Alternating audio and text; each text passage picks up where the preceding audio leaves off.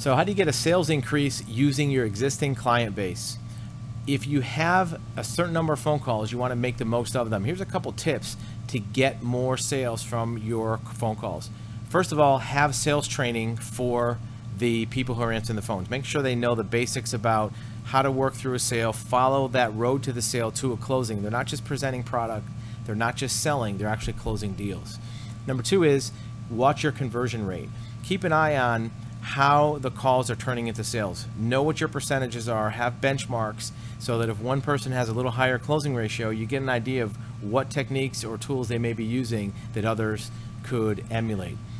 Always offer 2.5 or so options for the buyer. If you have 2 or 3 different options for that potential buyer, it raises your closing ratio rather than having just one thing or more than 4 or 5 things. If there's too many options for a buyer to choose from, it gets confusing and they may not be able to pull the trigger on that deal while they're on the phone. If you only have one option, sometimes it doesn't give them that sense of flexibility and space that they have freedom in their world to pick 1 or 2 things. 2 to 3 options is the ideal number. Think of having that third option, a very expensive option that maybe you don't even sell that much of.